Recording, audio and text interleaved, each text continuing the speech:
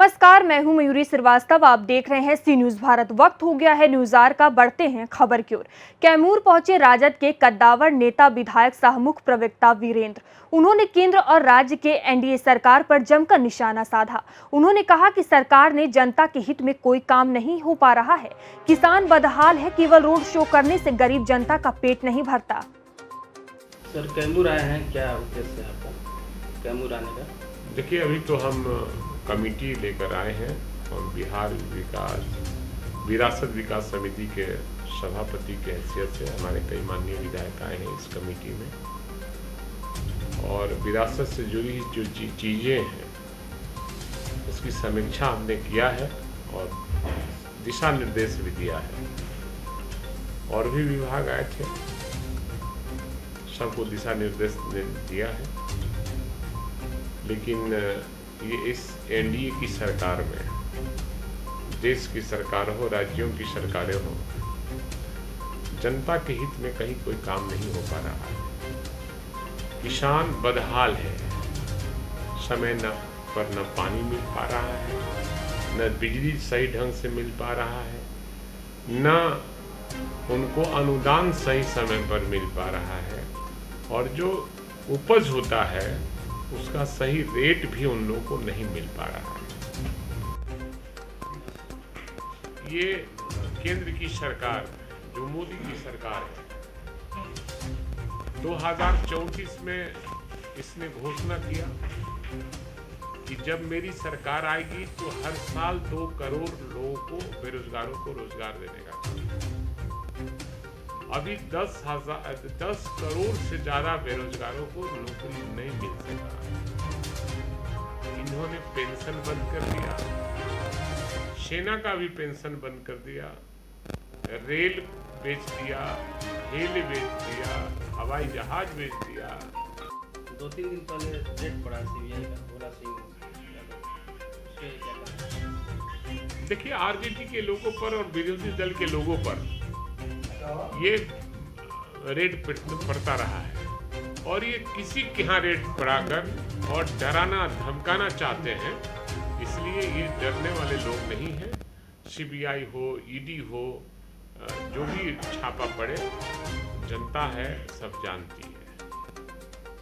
कहते हैं कि आरएसएस आतंकी संगठन है। देखिए, हमारा दल जो है और महागठबंधन किसी भी आतंकवादी संगठन का विरोध करती है, लेकिन जहां कहीं भी मुस्लिम एकजुटता की बात करता है उसको आतंकवादी संगठन बताकर उसको बैन करने का काम करते हैं। मैं तो ये कहूंगा कि देश में बहुत से आतंकवादी संगठन है, उस पर कार्रवाई होनी चाहिए, लेकिन ये हिंदू और मुसलमान का नारा लगाकर जो आरएसएस वाले काम कर रहे हैं, ये भी तो देश का सबसे बड़ा आतंकवादी संगठन है। इस पर बैन लगना चाहिए, और जब तक नहीं लगेगा, आतंकवादी पर लगाम नहीं लगेगा, नहीं बचेगा।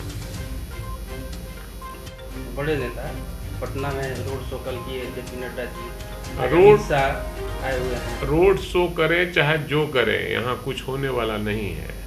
ये समाजवादियों का घर है, और आने वाले समय में जनता उन लोगों को जवाब देने के लिए तैयार है।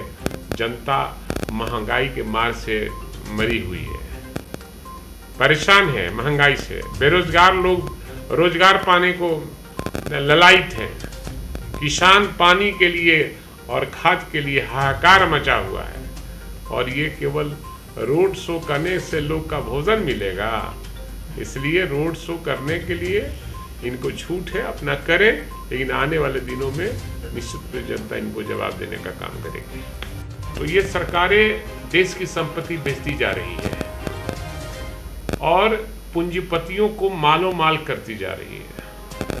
किसान के पास अगर बैंक का पैसा बकाया है तो उसकी कुर्की जब्ती हो जाती है नहीं देने पर, और अडानी अंबानी अरबों रुपया सरकार से कर्ज ले रखा है, और एक भी पैसा वो सरकार के खाते में नहीं जा रहा है, बैंक के खाते में नहीं जा रहा है, और रोज कर्ज सरकार दे रही है।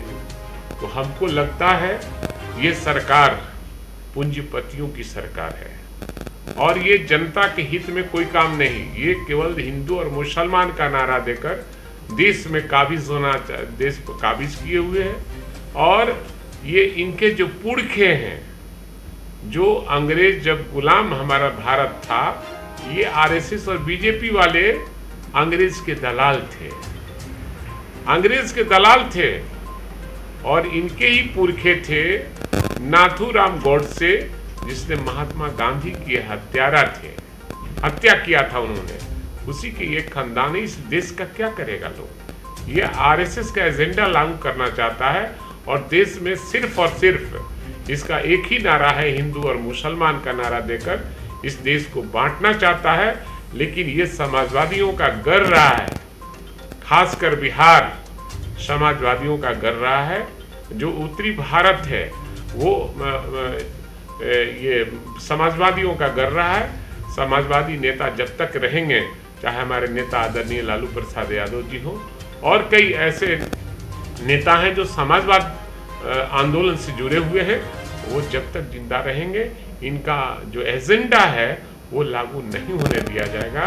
और बिहार में जिस तरह से ये काम कर रहे हैं और किसी का कुछ कर रहे हैं, और हमारे नेता तेजस्वी यादव को ये चाहते हैं उनका कैरियर खराब करना, लेकिन जनता है, पब्लिक है, सब जानती है और पब्लिक ने तेजस्वी यादव को नेता मान लिया है।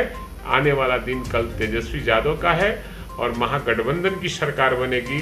जनता की जो समस्याएं हैं निश्चित रूप से हम लोग सदन और सदन के बाहर में समय समय पर उठाते रहे हैं। और हमारे नेता ने कहा कि हमारी सरकार जब आएगी तो एक दिन, जिस दिन हम साइन करेंगे, कैबिनेट की बैठक करेंगे, उस दिन 10 लाख नौजवानों को रोजगार एक दिन में देने का काम करेंगे। इसलिए जनता इंतजार कर रही है, जनता तबाह है, चाहे वो किसान हो, मजदूर है।